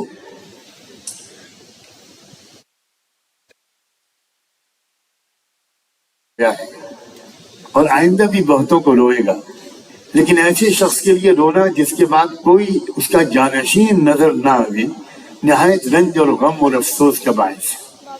ایک زمانہ تھا کہ دلی کے علماء میں سے بعض لوگ جیسے کہ اپنے علم و فضل اور تقوی اور ورع میں معروف و مشہور تھے، ویسے ہی نیک مزاجی اور سادہ وضعی اور مسکینی میں بھی بے مثل تھے۔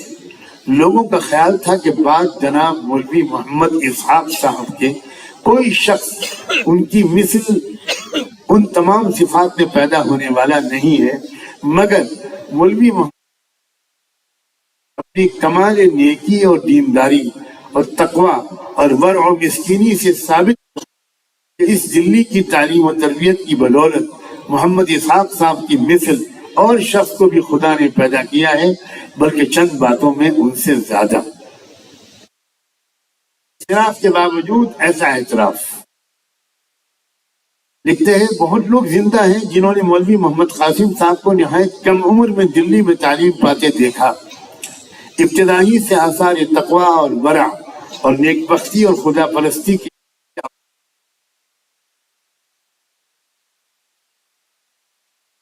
زمانے تحصیل علم میں جیسے کہ وہ ذہانت اور عالی دماغی اور فہم و فراست میں معروف و مشہور تھے، ویسے ہی نیک اہل فضل و کمال تھے۔ ان کو جناب مولوی مظفر حسین صاحب گاندلوی کی صحبت نے اتباع سنت پر بہت زیادہ راغب کر دیا تھا، اور حاجی امداد اللہ رحمۃ اللہ علیہ کے فیض صحبت نے ان کے دل کو ایک نہایت اعلیٰ رتبے کا دل بنا دیا تھا۔ غور کریں میرے عزیز نوجوان، پہلوؤں کی تعریف کر رہے ہیں، جن پہلوؤں سے اپنے شدید اعتقاد اور تاثر کا اظہار کر رہے ہیں۔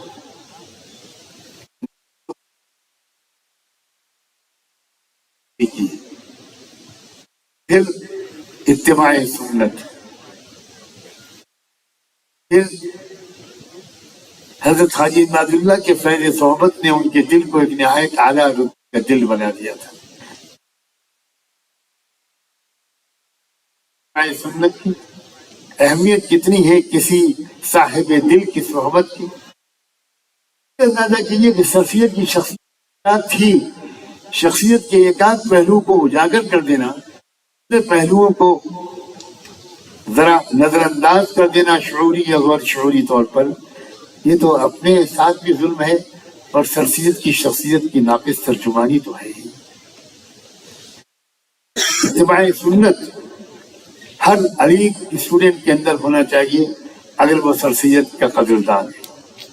اہل اللہ کی صحبت، اصحاب دل کے قدر اور ان کی نگرانی اور رہبری میں زندگی کا یہ سفر طے کرنا، یہ سرسید کی میراث بھی ہے، یہ صرف حضرت نانوتوی کی میراث نہیں ہے۔ آگے لکھتے ہیں اور ایک نہایت علاوہ اس کے اور چند انہی کی کوشش سے علوم دینیہ کی تعلیم کے لیے نہایت مفید مدرسہ دیوبند میں قائم۔ دیوبند کو علی گڑھ کی قدر آ جائے، علی گڑھ کو دیوبند کی قدر آ جائے، ملت اسلامیہ ہندیہ کے مسائل حل ہونا شروع ہو جائے۔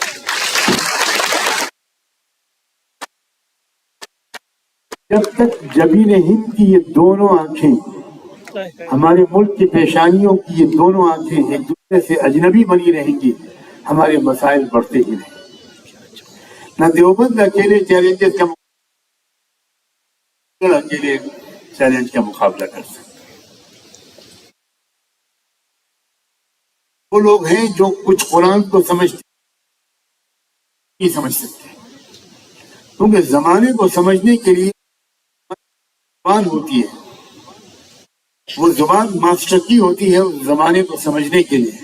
کبھی عربی تھی، کبھی فارسی تھی، کبھی اردو تھی، اب بین الاقوامی طور پر انگریزی ہے۔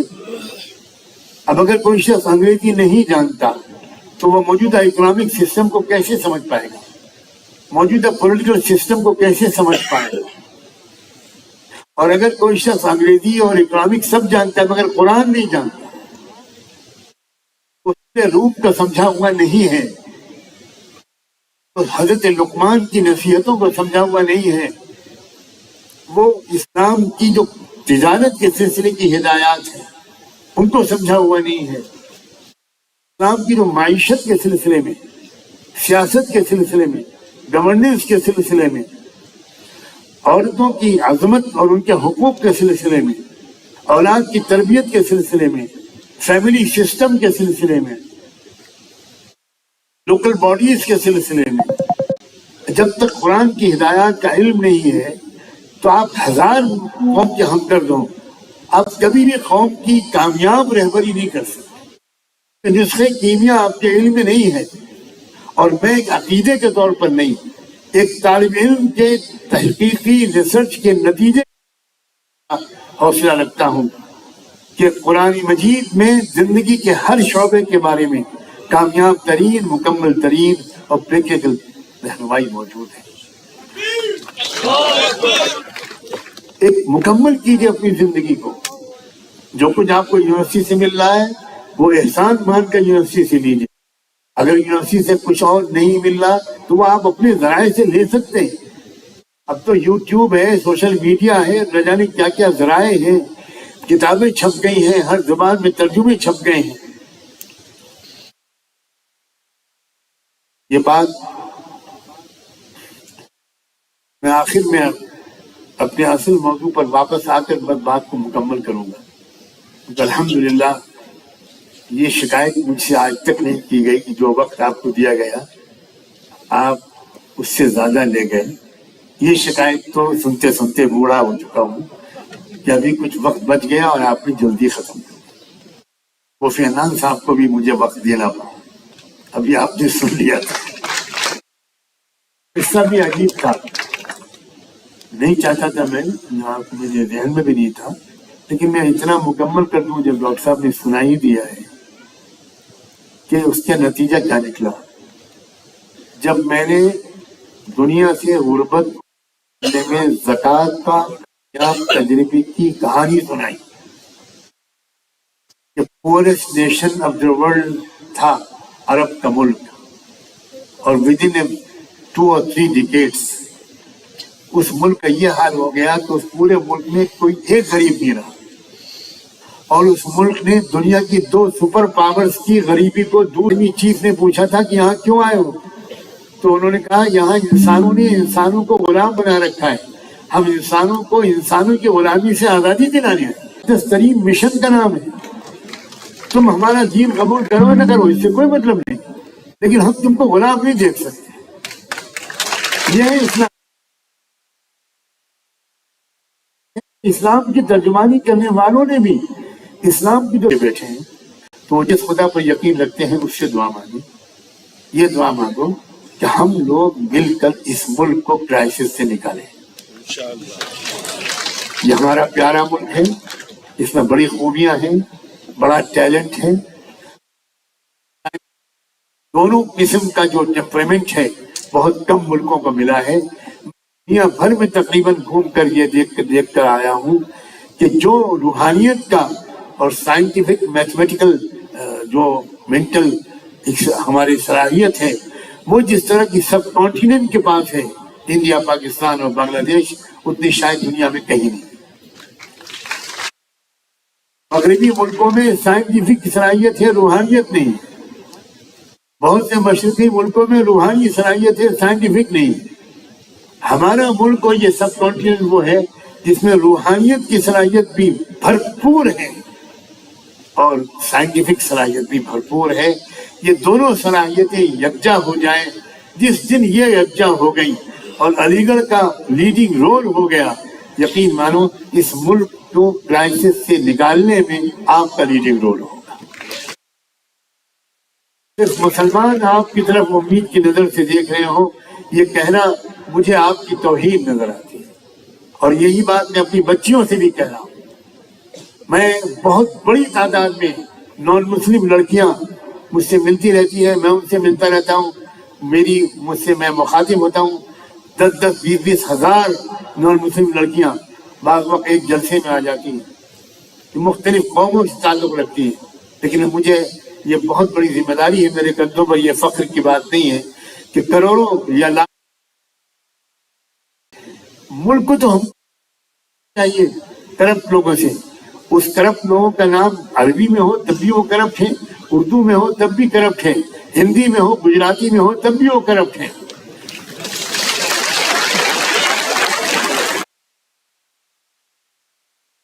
قومی بالکل نہیں ہے، ہمارا جذبہ ویلیوز پر مبنی ہے، ہم کچھ ویلیوز پر یقین رکھتے ہیں اور وہ ویلیوز پر کوئی کمپرومائز نہیں کر سکتے۔ وہ ویلیوز ہے سمپیتھی، وہ ویلیوز ہے ہارمنی، وہ ویلیو ہے احترام انسانیت، وہ ویلیو ہے قدر آدمیت، وہ ویلیو ہے احترام نسواں۔ خواتین جب تھی تو رکشے میں بیٹھے ہوتے تھے، جب چڑھائی کی جگہ آ جاتی تھی تو رکشے سے اتر جاتے تھے اور رکشے کو دھکا دینا شروع کر دیتے تھے۔ وہ پیدل چل رہے ہوتے تھے اور ٹھیلے والا لکڑیوں سے یا کسی سامان سے لدا ہوا بھاری ٹھیلا، وہ مزدور ایک آگے ایک پیچھے پسینے میں شرابور اور وہ کھینچ رہا ہے۔ کبھی نہیں دیکھا میں نے اپنے والد ماجد کو کہ وہ اتر نہ گئے ہوں اور اتر کر ٹھیلا کھینچنے میں ان کا ساتھ نہ دینے لگے۔ تہذیب ہے ہماری بھائی۔ اور پھر اس کے بعد جب وہ ایک جگہ پر آ کر وہ بیچارے بہت گڑگڑاتے تھے، نہیں بابا بابا یہ تو ہمارا کام ہے، تو والد صاحب اپنے رومال سے ان کا پسینہ پوچھتے اور ان کو دونوں ہاتھ پھیلا کر 5 روپے 10 روپے کا ہدیہ دیتے تھے اور کہتے تھے تم لوگ حلال کمائی کھا رہے ہو، تم چوری کر سکتے تھے، چوری کر کے بھی کھا سکتے تھے، مگر تم کتنے اچھے منشیہ ہو، تم حلال کمائی کھا رہے ہو، بیٹا ذرا یہ پیسے دے رہا ہوں تھوڑے سے، اچھی چیز گھر میں پکوا کے کھا لینا۔ بس میں اب اسی بات پر بہت شکریہ کے ساتھ اور معذرت کے ساتھ اپنی بات مکمل کروں گا۔ میں جانتا ہوں کہ آپ کا میں حق ادا نہیں کر سکا،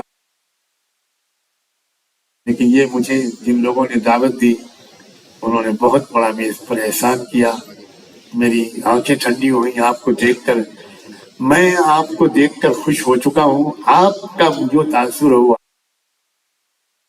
اپنی خوشی سے غرض ہے۔ بہت بہت شکریہ آپ سب کا، جزاکم اللہ۔ السلام علیکم ورحمۃ اللہ۔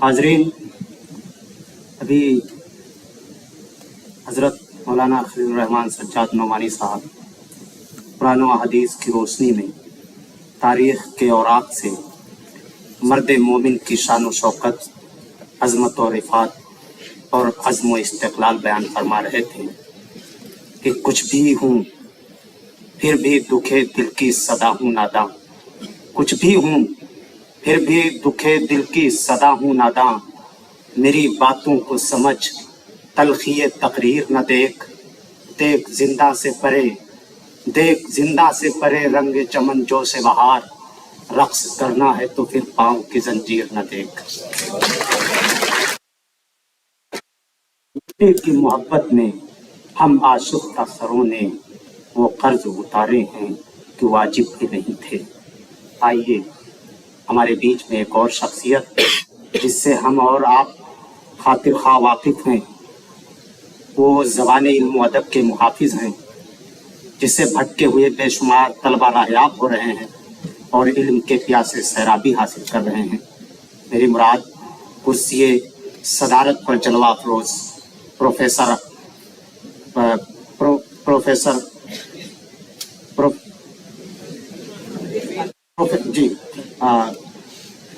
بے شمار علم کے پیاسی سیرابی حاصل کر رہے ہیں اور کرسی صدارت پہ جلوہ افروز پروفیسر پرویز طالب صاحب، جو بزنس ایڈمنسٹریشن سے آپ کا تعلق ہے، آپ سے بڑی ہی عاجزی اور انکساری کے ساتھ درخواست ہے کہ سر آپ تشریف لائیں اور صدارتی کلمات کو پیش کریں۔ منتظر کب سے تحیر ہے تیری تقریر کا، منتظر کب سے تحیر ہے تیری تقریر کا، بات کر تجھ پر گما ہونے لگا تقریر کا، پرویز طالب صاحب۔ خواتین و حضرات، دعا کے بغیر اگر آپ جائیں گے، حضرت مولانا دعا فرمائیں گے تو یہ بڑی محرومی ہوگی۔ ہر عبادت کا جو نچوڑ ہے وہ تو دعا ہے، تو میں آپ تمام حضرات سے گزارش کروں گا، دعا ہوگی اور دعا کے بعد یونیورسٹی کا ترانہ ہوگا جس سے آپ کے دلوں کی دھڑکنیں جڑی ہوئی ہیں۔ ہم پرویز طالب صاحب صدارتی گفتگو کریں گے، اس کے بعد حضرت مولانا دعا فرمائیں گے، اجتماعی دعا ہوگی اور اس کے بعد انشاءاللہ یونیورسٹی ترانہ۔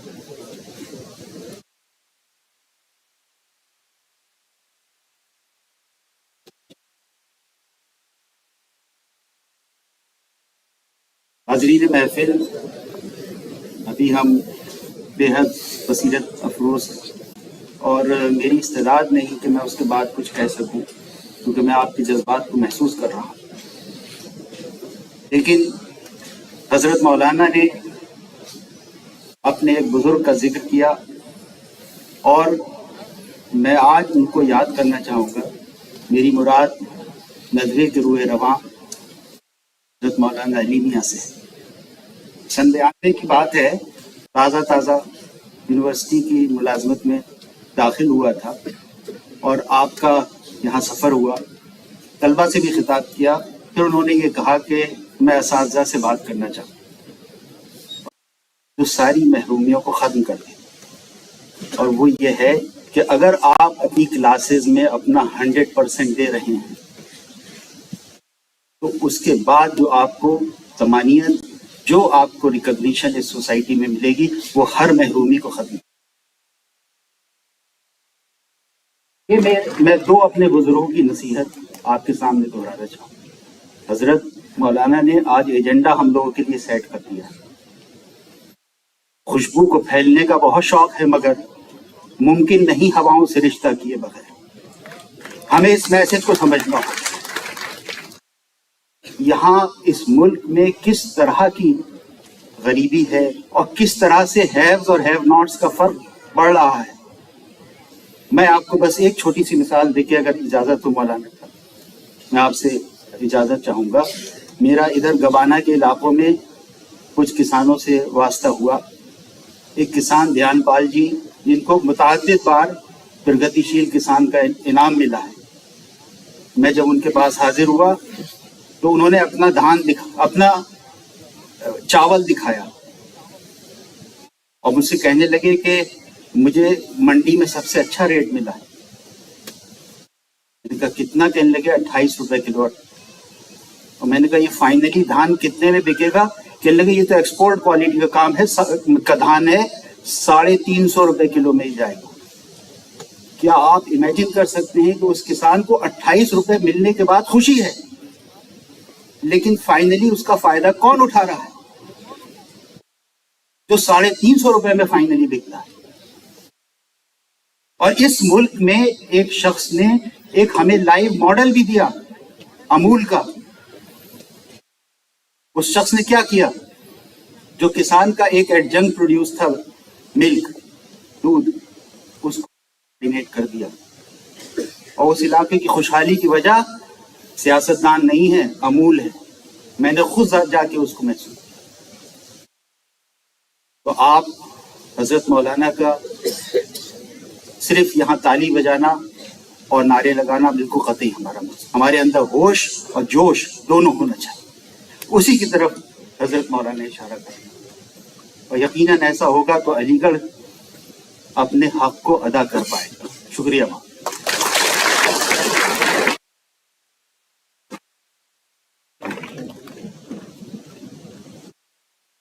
بہت شکریہ سر۔ آئیے ہمارے مہمان کو، جو بھی مہمان تشریف فرما ہے، ان کو مومنٹو پیش کیا جانا ہے۔ بلا تاخیر سب سے پہلے میں Muhammad Danish research scholar West Asian studies سے گزارش کرتا ہوں کہ وہ اسٹیج پہ تشریف لائیں.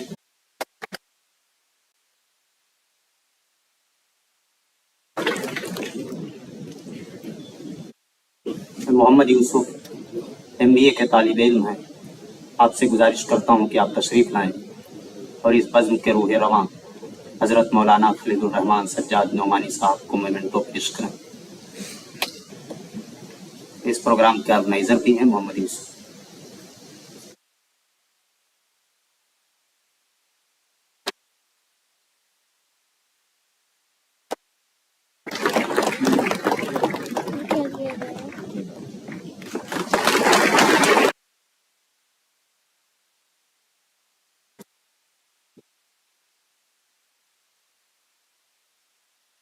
آپ کو مل جائیں گے کہ قوم و ملت کی بہتری اور بھلائی کے لیے مجموعی طور پر دعائیں مانگی گئی ہیں.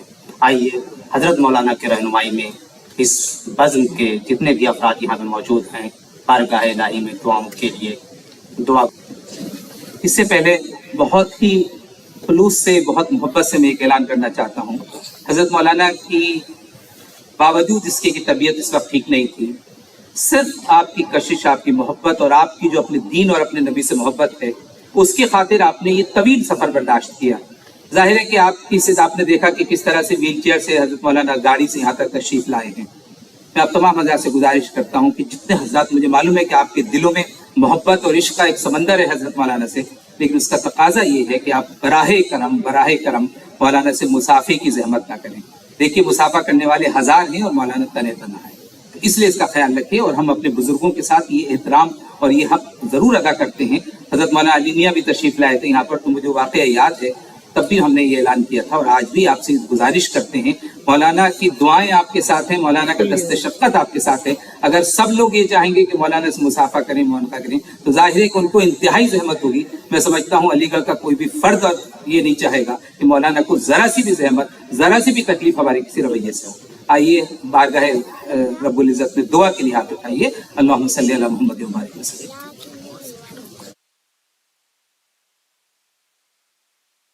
اللهم وبحمدك نشهد أن لا إله إلا أنت نستغفرك ونتوب إليك نستغفرك ونتوب إليك نستغفرك ونتوب إليك. اللهم صل على سيدنا محمد وعلى آل سيدنا محمد كما صليت على إبراهيم وعلى آل إبراهيم إنك حميد مجيد. ربنا ظلمنا أنفسنا الخاسرين فلا تجعلنا من الخاسرين. علما نافعا وقلبا خاشعا وعملا صالحا متقبلا وشفاء من كل داء. اللہ ہم سب آپ کے بندے اور بندیاں آپ کے حضور میں حاضر ہیں. جتنے موقع آپ نے اب تک ہم کو عنایت فرمائے، ہم نے ان موقعوں سے فائدہ اٹھایا ہوتا ہے. زندگی میں زیادہ سے زیادہ قدر کی توفیق عطا فرما. اے اللہ یہ امت کے ہیرے جواہرات، اے اللہ ان نوجوان بچوں اور بچیوں کو اپنی خاص شفقت اور توفیق کی نظر سے دیکھ لیجیے. اے اللہ ان کو قوم کا، ملک کا خیر خواہ اور فکر، یہ اساتذہ اور یہ طلبہ اور یہ طالبات، اے اللہ ان کی تمام جائز تمنائیں پوری ہو جائیں، پریشانیاں دور ہو جائیں. ان کے گھروں میں، خاندانوں میں، رشتہ دار اللہ کی کوئی بیمار ہو، کوئی مقروض ہو یا اور طرح کی الجھن میں ہو، آج کی اس محفل کی برکت سے سب کی پریشانیوں کو دور فرما. اللہ ایک بار ہم سب کو رحمت کی نظر سے دیکھ لیجیے.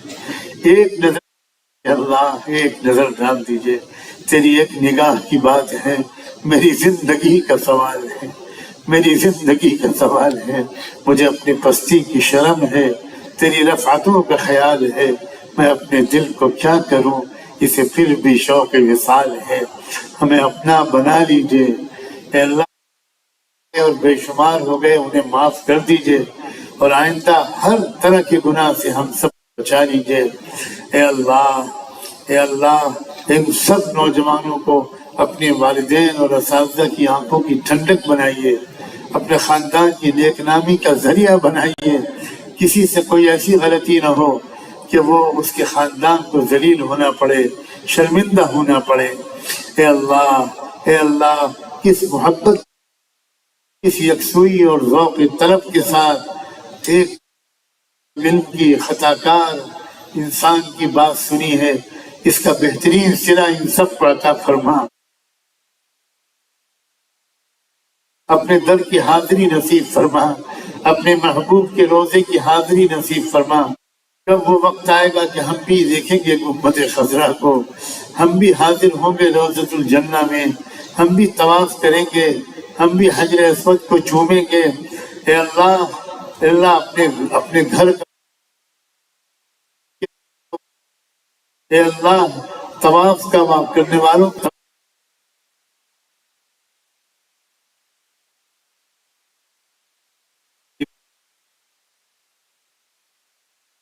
اے اللہ رحمت دو عالم آقا سیدنا محمد رسول اللہ صلی اللہ علیہ وسلم اور ان کے تمام اور صحابہ اور صحابیات کا واسطہ ہمیں بھی نیک بنا دیجئے، ہمیں بھی اچھا بنا دیجئے، اس ملک کو اللہ امن و انصاف کا گہوارہ بنا دیجئے، اور امن و انصاف کا گہوارہ بنانے کے لیے ہم صلاحیتیں اور جان و مال کھپا توفیق عطا فرما۔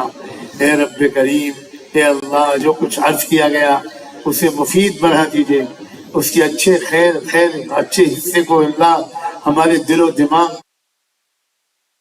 اور اللہ بار بار خیر و محبت کے ساتھ ان نوجوانوں سے ملاقاتیں مقدر کر دیجئے۔ آپ گواہ ہیں اللہ، دور رہتے ہوئے سالہ سال ہو گئے، شاید کوئی دعاؤں کا خاص موقع ایسا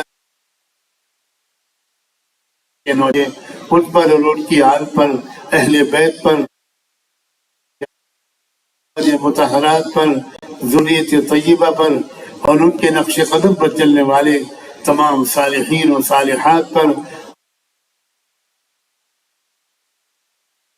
عطا فرما۔